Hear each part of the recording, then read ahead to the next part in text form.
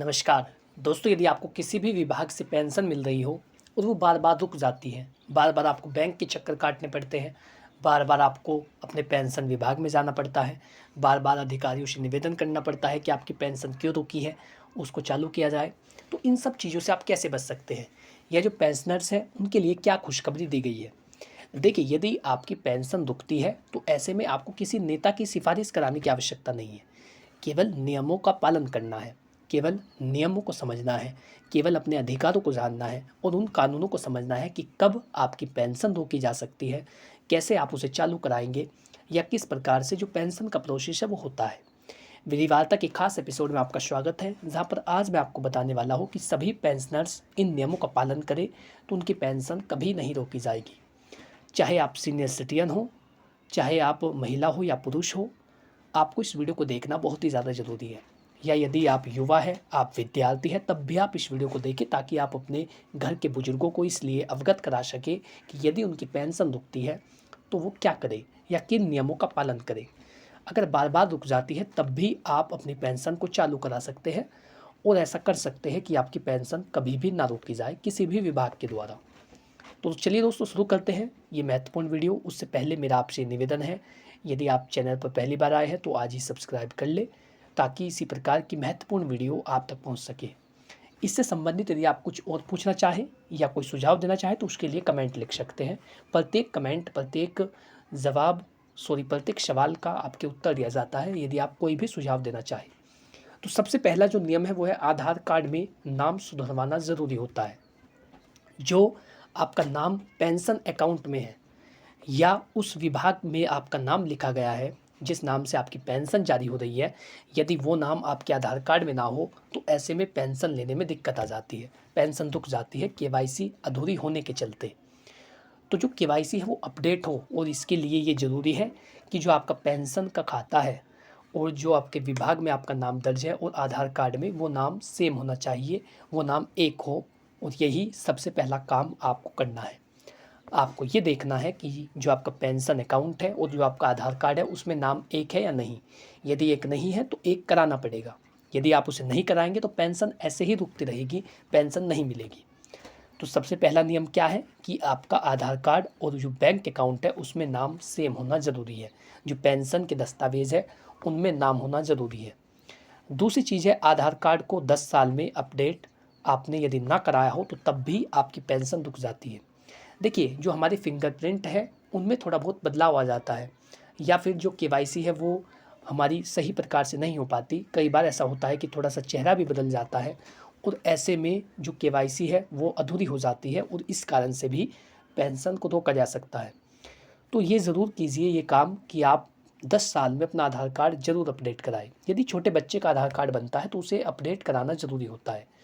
इसी प्रकार से जो 10 साल है वो लंबा समय होता है और ऐसे में यदि शरीर में कोई चेंज हुआ है तो उसके कारण से दस्तावेज़ों में भी चेंज हो जाता है, और ये ज़रूरी है कि आप उसे अपने हिसाब से अपडेट कराएं। इसीलिए अपने आधार कार्ड को अपडेट कराएं और ये देखें कि आपका आधार कार्ड अपडेट है या नहीं। यदि नहीं है तो उसे अपडेट कराएं। ये एक दूसरा और एक बड़ा नियम है जिसका पालन आपको करना चाहिए।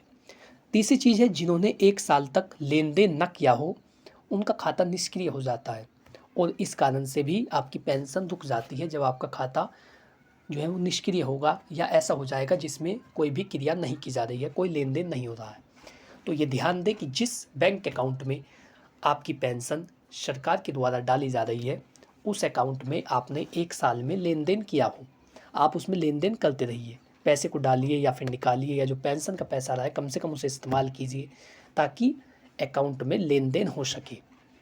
यदि आपके बैंक अकाउंट में लेन देन नहीं होगा, ट्रांजैक्शन नहीं होगा, डेबिट क्रेडिट का जो रिकॉर्ड है वो नहीं होगा, उसमें एंट्री नहीं होगी, तो ऐसे में जो खाता है वो निष्क्रिय हो जाएगा और जो पेंशन विभाग है वो निष्क्रिय खातों में पेंशन नहीं भेजता है।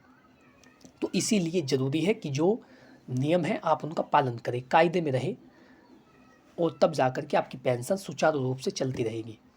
तो अपने बैंक अकाउंट का भी ध्यान रखना है कि 1 साल के अंदर उसमें लेन देन करते रहना है ताकि जो बैंक अकाउंट है वो निष्क्रिय ना हो और निष्क्रिय होने के कारण आपकी पेंशन को ना रोका जाए।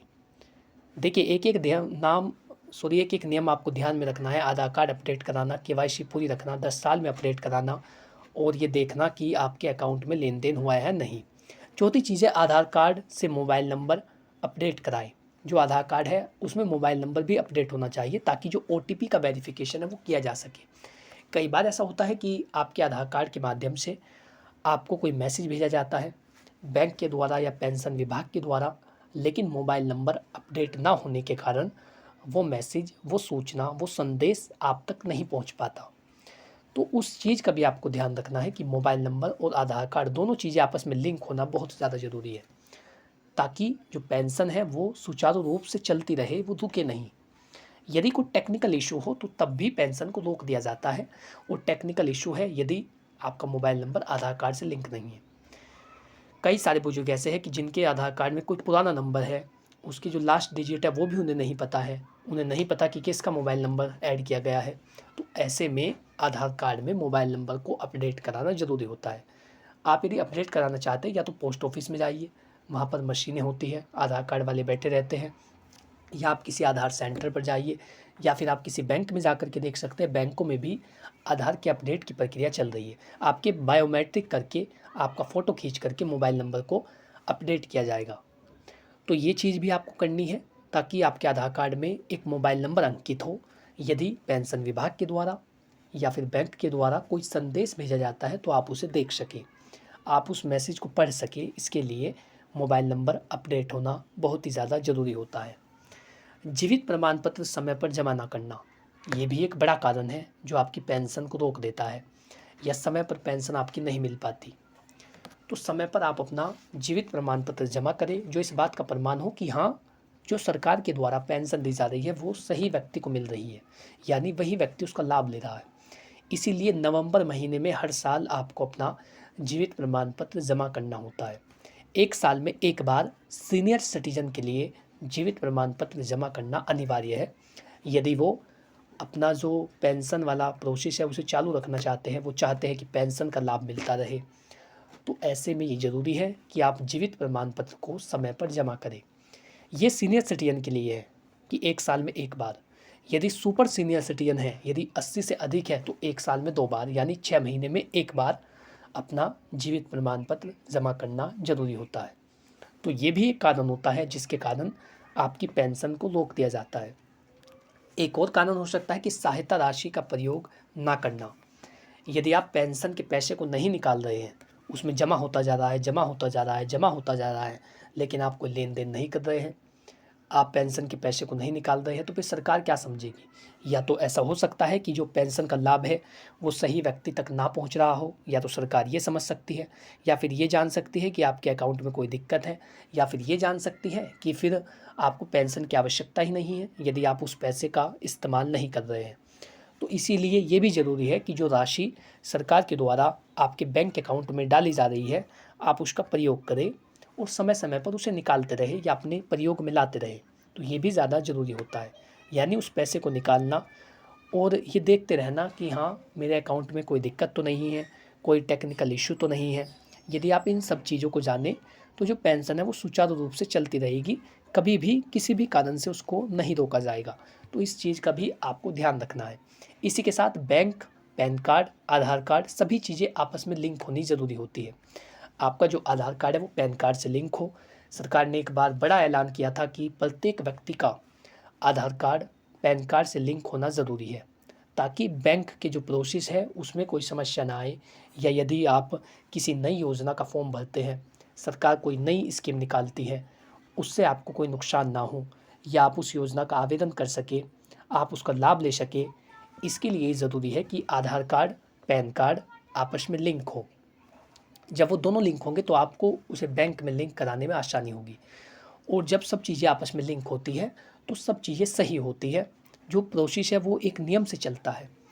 लेकिन यदि वो लिंक नहीं होंगे आपस में, आधार कार्ड पैन कार्ड लिंक नहीं है और वो फिर बैंक के साथ लिंक नहीं है, तो ऐसे में पेंशन का लिंक टूट जाता है, और ऐसे में जो पेंशन है वो आपको नहीं दी जाती या फिर वो बीच में बंद हो जाती है, क्योंकि ये एक टेक्निकल इशू होता है कि आपका आधार कार्ड पैन कार्ड से लिंक ना हो। तो इस चीज़ का भी आपको ध्यान रखना है कि जो पेंशन है उसको चालू कराने के लिए, चालू रखने के लिए, ये ज़रूरी है कि आपका आधार कार्ड, पैन कार्ड, बैंक सभी चीज़ें आपस में लिंक हो।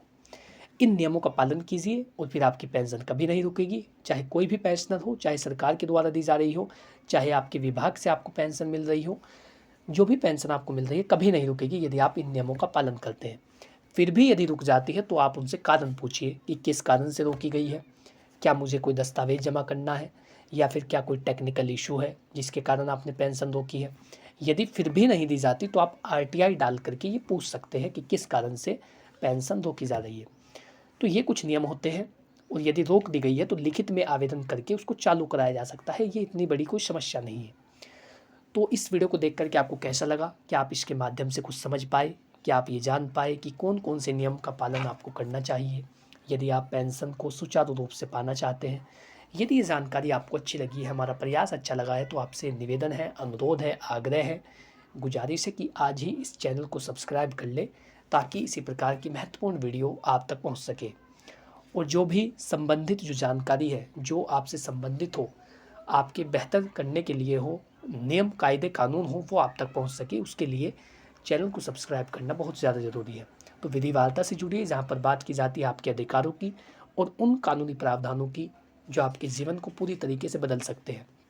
एक बार फिर से आपसे निवेदन करता हूँ कि सब्सक्राइब कर ले, क्योंकि आपका एक सब्सक्राइब हमें प्रोत्साहन देता है कि और भी महत्वपूर्ण विषयों पर वीडियो बनाए जाए। Thank you for watching this video. अपना कीमती समय देने के लिए धन्यवाद।